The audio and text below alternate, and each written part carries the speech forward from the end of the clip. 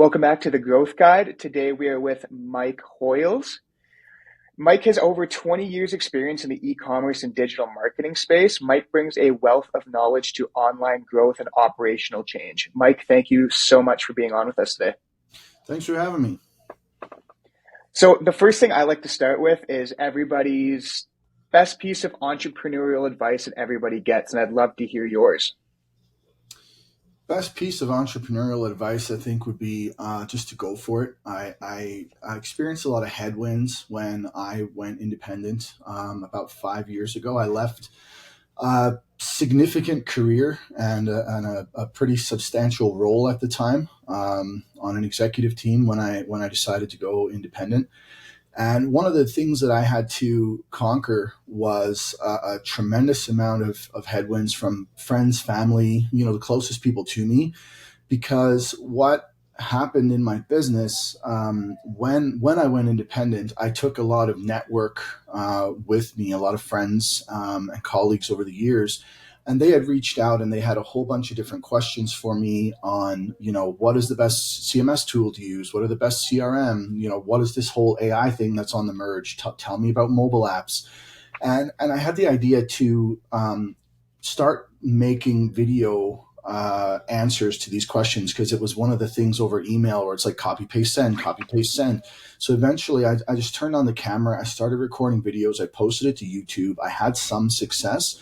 But the headwinds and turbulence that I had from friends and family was like, why would anybody listen to you specifically? This is all available already online from, other people's perspective, or it's a best practices guide. And I just kept making my videos. And I think I had maybe 6 weeks or 8 weeks of what I like to think was just tumbleweeds. And I just kept my head down. I basically was prepared to be bad at it long enough until I got good at it. And eventually I started to get more and more people following my program. I had a whole bunch of people subscribe to my community. And then one day was what I call my tipping point, where I had a pretty large agency reach out and want to do a corporate contract with their entire team. So keep your head down, just push forward. Usually if you have a gut feel, if you have a good idea, it's only a very little bit of research today with all the tools that are available to see if there's an audience for it. And if there is, just go. Awesome. So I want to transition a little bit into e-commerce. Can you speak on the growth in the e-com space and the trajectory in the past decade? Yeah. I hate to go back to COVID, but COVID was gasoline for e-commerce. I was funny. I was working on a graphic earlier this morning for a client.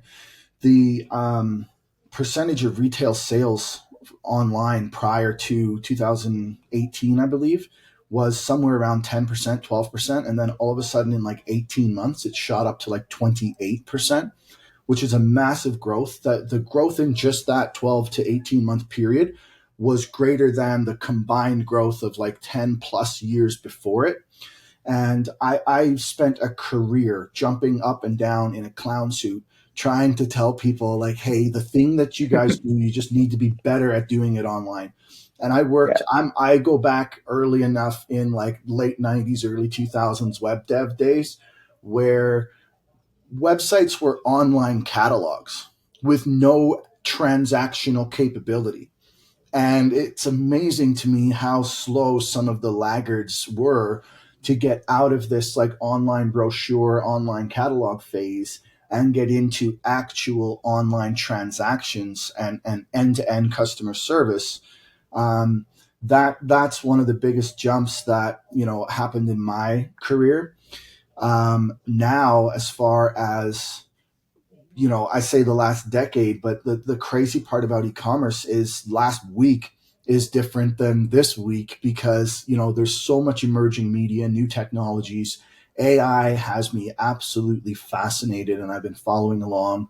These website builders, AI website builders are kind of like a dime a dozen now. So I'm hit or miss on a lot of those, but I like to keep a finger on the pulse of everything that's going on so that I can stay abreast of, a lot of the questions that I get asked are, what do I think of certain tools? So I have to have hands-on experience before I can speak intelligently to what they look like. Fair enough. So, in regards to the marketing side of e-commerce, what are the biggest pain points that you've seen? Um, I think that there's an over-index of the population right now that think everything is pay to play, and I've seen so many people drag their heels when it comes to um, good value driven content instead of let's just pay more money to get more clicks to our website. One of the biggest, I guess, mistakes that I've seen as far as the marketing piece goes is, let's say I have a PPC budget of $10,000 a month, pay per click budget or search engine marketing. My online media budget is 10K a month.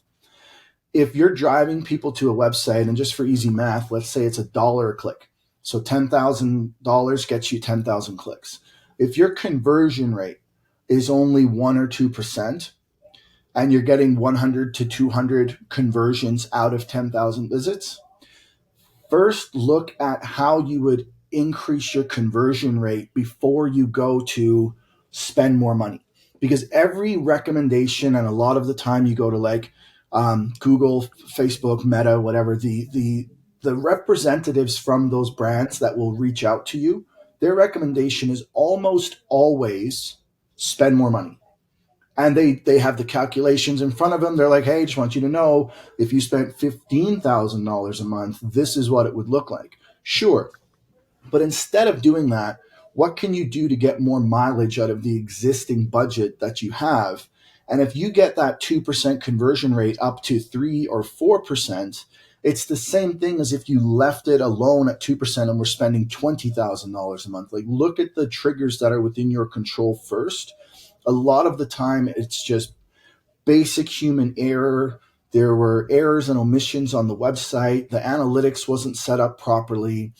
Standard conversion rate tactics weren't applied. Like, I had a client once who they were suffering from a very low conversion rate, and they were wondering, like, what is going on. Our analytics was showing people get all the way to the checkout page, but their conversion rate was still suffering. So when I took a look at their checkout page, they literally had Visa, MasterCard only. There was no form of digital payment. There was no like PayPal option, Stripe, Apple Pay, Google Pay, like none of those things. I think all we did was like a 2-click thing on their back end to allow digital payment, and their conversion rate went up like 16%, which brought them from, I mean, 16% percentage points, not Yeah. percentage points. It went up from like 1% or something like that to like 1.2, 1.18, something around that mark. But that was like a 2-second fix. So what is a 0.2 jump, a 16 to 20% jump in conversion percentage points?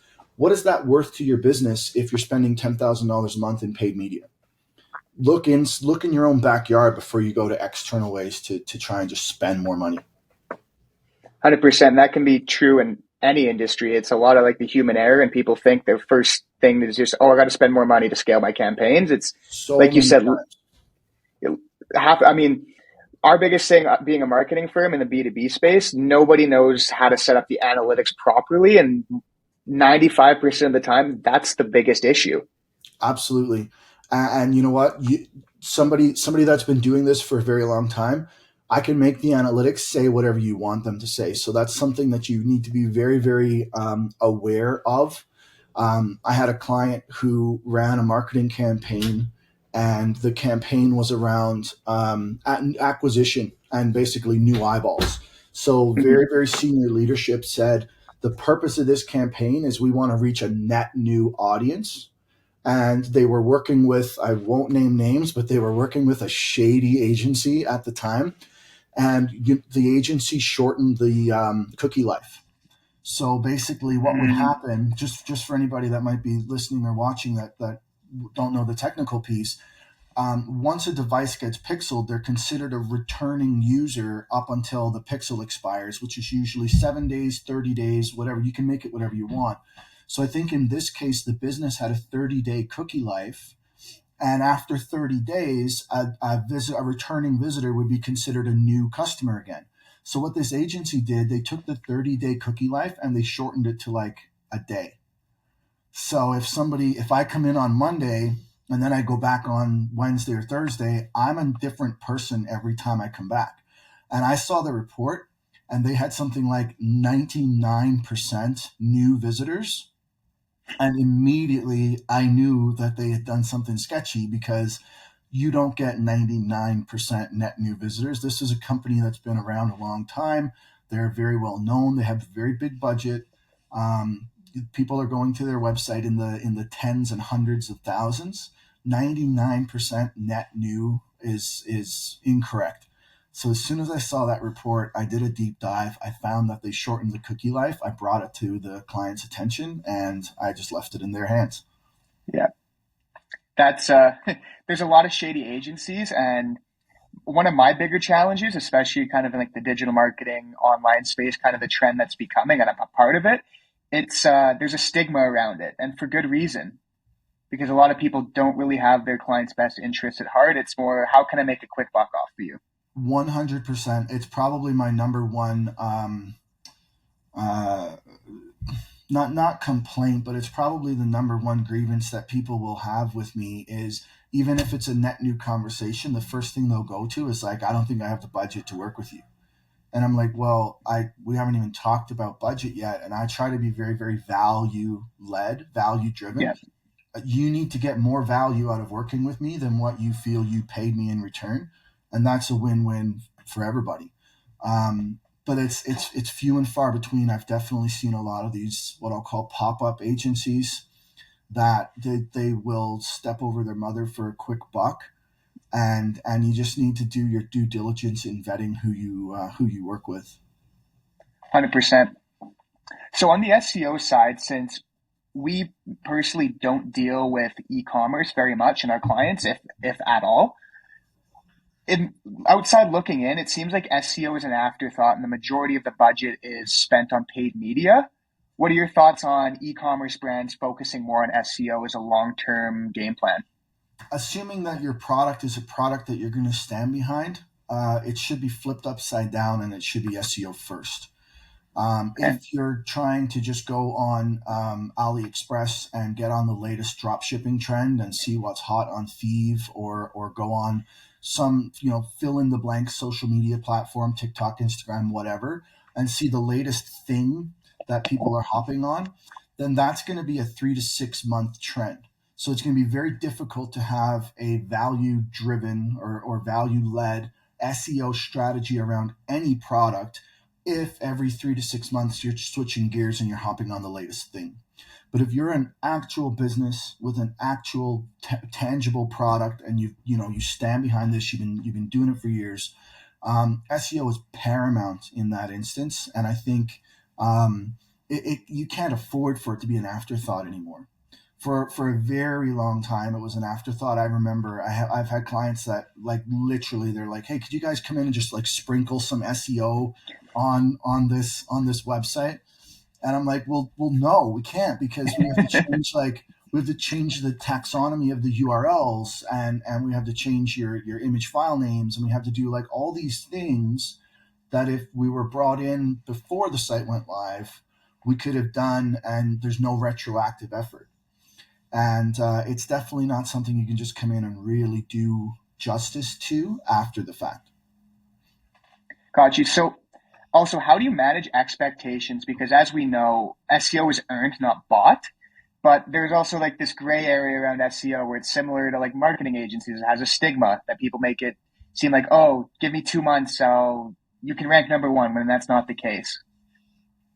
It's often not the case, and it kind of goes back to what I was just talking about with analytics and the cookie window. You can make it look like anything you want to. If you're using a specific tool like SEMrush or Ahrefs or Moz or whatever your tool of choice is, you can really drill down on specific metrics and say, hey, look, we got you more backlinks, or hey, we got you a bunch of negative URLs like disavowed, or we went into Search Console and we really picked on 3 or 4 keywords and we got those to rank better. But when you look at a rising tide initiative to try and lift all boats, as far as SEO goes, what did you really do? Because you can't just hone in on one or two elements. You have to look at the technical SEO, which is the basic structure of the whole website. And that's what I was mentioning a moment ago, from like URLs all the way down to your naming convention and all the metadata, schema tags, your product data, assuming you're selling products. And then the technical things would be all the back end, right? Like your standard 101 ABCs around titles, descriptions, headers, content, keywords, so on. Like all that stuff is still relevant today, but the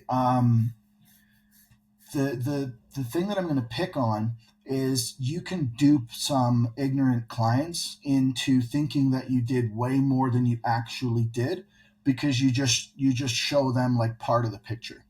So I try to be very, very transparent. I show like, here's a full report, and I have to explain it as a result, because what the hell is domain authority to an average Joe off the street? Like they might be a florist and they own a flower shop. They don't need to know what domain authority is as far as a website is concerned.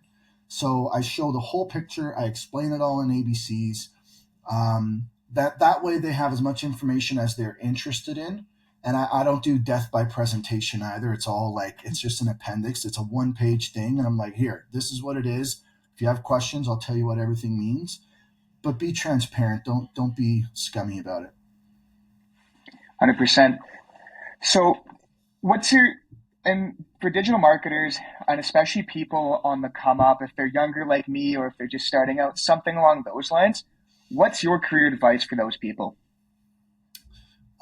Twofold. So one is, if you're specifically interested in digital and e-commerce, you're going to struggle with any standardized course curriculum, because it changes by the time the book's been printed. And that's something that, when I was doing this in the late 90s, the trajectory was more like a cruise ship, right? If I was learning how to code, which I literally learned how to code out of a paper textbook like this thick, and I was afforded that luxury because it didn't pivot nearly as quickly as it does now. But you can't read a book on like Python or Ruby or something nowadays and think that in a year's time you can just, it'll be as applicable as it is right now. Everything is, it's not a cruise ship anymore, it's a speedboat. So I think that there's a much greater opportunity and an avenue for like self-learning and self-taught. Do it in online courses, do it in bits and bytes, versus a one giant undertaking for a digital marketing course or e-commerce course. Standardized curriculums and syllabus will be outdated by the time you attend it. So that's the first thing. The second thing, as far as your career trajectory goes, is find someone who's already done what it is that you're trying to do. I did this early in my career. I just tapped on the shoulder of a VP that worked at a company I was working at, and I said, "Hey, would you mind if I had picked your brain 30 minutes a week? Like, I'll buy us lunch and let me sit down and just ask you some questions, kind of just like this, like bounce questions off me. I'll answer them to the best of my ability. Bear in mind, it's a sample size of one. But if I am sitting in the very chair that you aspire to sit in one day, who better qualified than me, or in my case, this person, to ask standard business questions, general education, life practice, leadership, management style. Like, there's a whole bunch of ways to approach this, but LinkedIn and a lot of online platforms can be your friend. If you type in, I'm going to make up a role and say like VP of finance, and you take the first 20 results that you get, especially if you have a common thread and it's like, hey, aren't you Keegan's friend? Or like, I know you're networked with Keegan. So I want to say like, hey, I thought I would reach out. I'm much more junior version of you. I'm interested in one day becoming VP of finance. Would you mind being a mentor, even just in the online space? You don't have to take anybody's time, take them away from home or anything like that. It can be a Zoom, it can be a phone call. A lot of people say yes. I opted into the mentor mentee thing probably 4 years ago, and I've taken on about a dozen in that time. And I don't feel any worse for wear. If anything, it's refreshing to stay on top of these types of questions because it makes you go back and have an oh yeah moment. And there's an adage of like, what better way to learn than to teach? And it keeps me current on a lot of emerging media and up and coming things, talking to people, half my age that are interested in the digital and e-commerce space. At the same time, with mentors too, for anybody listening that's newer or is seeking out a mentor, it's a similar thing if a client's vetting a digital marketing agency. Don't jump in head first because the people that you want to be, sometimes they're not the best people. And I've personally heard horror stories of mentors helping people build a firm or an agency and then kind of sweeping it out from underneath and let the adults take care of this. So also have your guard up at the same time. 100%, and that's where LinkedIn comes in. It comes in handy because you immediately see that person's network. You also see what other people have to say as far as recommendations go. And if I knew that we have a common connection and you and I were friends, I can reach out and I can say, hey, what do you think of Dave that I just found on LinkedIn? I see that you're connected with him. Is he a good person for me to ask some career questions to? And then you're like, hey man, Dave is awesome. I worked with him for the last 5 years. He's a great guy. Well, now he's vetted by proxy of you, so I don't really have to worry about him kind of pulling the rug out from under me. For sure. So staying on top of that, what are the two things you think every digital marketer should know and understand? Um, First, I would say table stakes for digital marketing is creating an environment of testing, creating a culture of testing. I've worked with clients that were nothing short of ignorant and bulldoze their way through a lot of digital marketing. Like, don't hire an expert and then tell them what to do. I think it was an old Steve Jobs quote. It was like, we hire smart people and get out of their way, right? So you wouldn't hire somebody to do your landscaping or build your basement and be there with a hard hat on going, do it this way, right? But I get that so often where people tell me the language they think people will be searching for when it comes to their business. And then I actually go into the tools and the data, and they're telling me that it's 6 when the data says it's half dozen. It's similar, but it's different as far as online advertising or keyword optimization goes. So I think creating a culture of testing, because I've been wrong professionally, like for a living, I'm wrong. So I throw my opinions out the window and I do what the data tells me. If it's A versus B versus C, great. The second thing I think is you have to be open to change. Digital marketing and digital in general is probably the most rapidly evolving landscape right now, because the tool set that you used like a year ago can very quickly become either outdated or acquired, or you have to be very malleable to your client's environment. I've had ticketing systems that were completely different from one to the next. I've had CMS tools that are completely different from one to the next.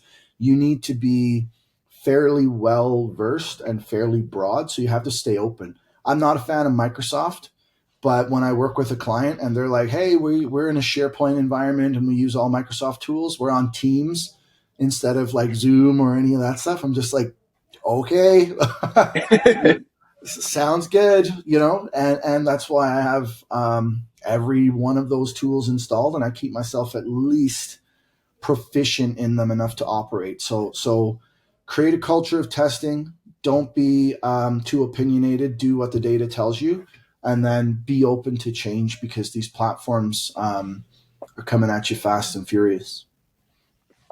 With the testing thing, you're 1,000% right. For me, I'm hoping that I'm right 5% of the time because that's the campaign that we're going to scale. It's like, I want to be wrong. I want to find the winning creative, the winning campaign. And a lot of people, it seems like, don't want to be wrong. They're perfectionists. They want to be right all the time. In this space, that's not what you are. And if you're right all the time, let me know because I want to hire you. I'm looking for that I person. don't even wager a guess anymore. I used to have Yeah. clients be like, which one do you think will work better? I'm like, no idea. I'll tell you in 2 weeks. And I had a very fortunate inside circle in my career, in the sense that I was managing 8-figure paid search budgets for, maybe for a 10-year span or more. And that allowed me to fail fast, fail often, and fail forward. Like, nobody bat an eye if I put $100,000 PPC budget to the test over a 72-hour period just so I could learn something. And I can afford to be wrong 9 times out of 10 with $100,000 budget if it's teaching me. And on the 10th time, I get a 10-to-1 return that pays for the 9 tests that got me there. And that was something that I adopted, quite early. We were running 30, 40, 50 simultaneous A/B tests, split tests, multivariate testing, and a very quick cadence for somebody, if you're interested in learning or doing this, is I put 3 variants in the ring together. I have an A versus B versus C. After an amount of time where you have actionable data, and it's going to depend for you, if you have a smaller website, it might be 30 days before you have a clear winner and a clear loser. If you have a popular website, you might know in 48 hours or a week. But once you've identified a clear winner and a clear loser, you kill the loser, you clone the winner, you make another subtle tweak, and now you have a new variant. So now you have A versus B versus D, and you put them back in the ring, and they run again for another week or 30 days or whatever it is. And if you adopt a strategy like this, you will have your top performing ad creative in the ring all year long. And it'll help you depending on the business you're in. You have shoulder seasons, you have seasonal ebbs and flows. This type of an approach to multivariate testing will keep your top performing ad in the ring with competitors all year round. Because what works in December might not work in July. So keep testing. The biggest mistake I see is when people have one version of an ad running, and it's just pointing to their homepage, and they're just throwing more and more money at it. There's so many things you can test. You can test a headline, a description, a call to action, any kind of button. You can test creative. You can test the destination URL, the landing page. There's a lot of things to test. So hop to it. Awesome, Mike. Thank you so much for coming on. I really appreciate it. This was, in my opinion, one of the better episodes that we've had recently. You gave away a ton of value. And again, I really appreciate you coming on today. Awesome. I'm happy I could help. Hopefully someone took some value from it. Thank you for having me. No worries.